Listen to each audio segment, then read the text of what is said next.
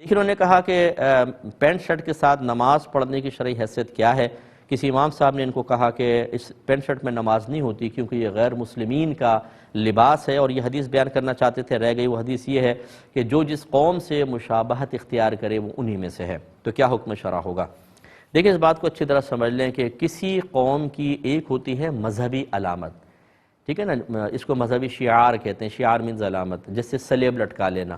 اگر آپ سلیب لٹکا کے آ رہے ہوں، دور سے کوئی دیکھے گا تو کہے گا کرسچن آ رہا ہے، ٹھیک ہے نا۔ اسی طرح ہندوؤں کی کچھ خاص مذہبی علامات ہوتی ہیں، یہ مسلمان اختیار نہیں کر سکتا، چاہے اچھی نیت سے پہنے چاہے بیزاریت کے ساتھ پہنے، دائرہ اسلام سے خارج ہو جائے گا۔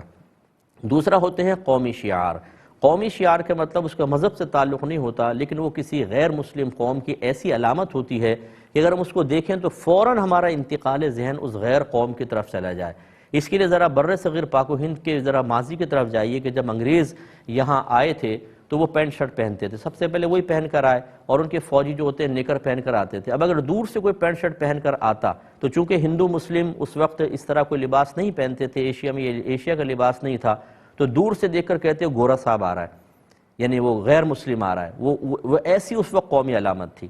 تو ایسی کوئی قومی علامت ہو کہ جس کو دیکھ کر انتقال ذہن فوراً غیر قوم کی طرف چلا جائے، وہ بھی اختیار کرنا منع ہوتا ہے۔ پہلا کفر ہوتا ہے اور یہ گناہ ہے، گمراہی ہے لیکن کفر نہیں ہے۔ اور اس کی وجہ یہ ہے کہ ایک مسلمان اگر ایسی چیز پہن کر آئے گا، دور سے آپ دیکھیں گے اور کہیں گے یہ تو کوئی کافر آ رہا ہے، تو ایک مسلمان اپنے آپ کو اس انداز سے پیش کرے کہ لوگ اسے کافر کہیں، یہ غیر مناسب، اس لیے منع کیا گیا۔ اب آ جائیں تیسری چیز کی طرف۔ اگر کسی قوم غیر قوم کی کوئی چیز تھی لیکن وہ مسلمانوں میں بہت زیادہ عام ہو چکی ہے، بہت زیادہ عام ہو چکی ہے، اور اب اگر کوئی اس چیز کو اختیار کر کے آ رہا ہو تو اس مسلمان کے لیے کافر ہونے کی بدگمانی پیدا نہیں ہوگی، تو یاد رکھیں پھر وہ جائز ہو جاتی ہے۔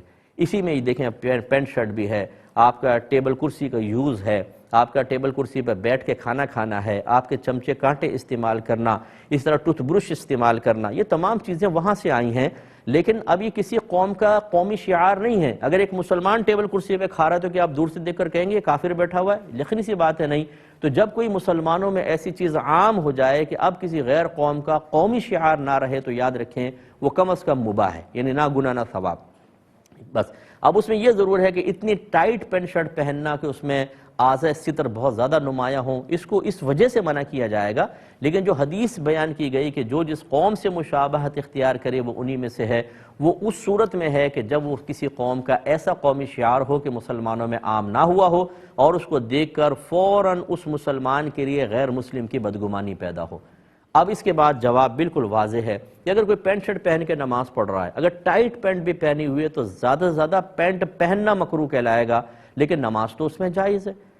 یہ کہنا کہ اس میں نماز ہی نہیں ہوگی تو بہت ہی افتراء علی الشریعہ ہو گیا، کہ شریعت پہ بہت بڑا افتراء کیا گیا ہے۔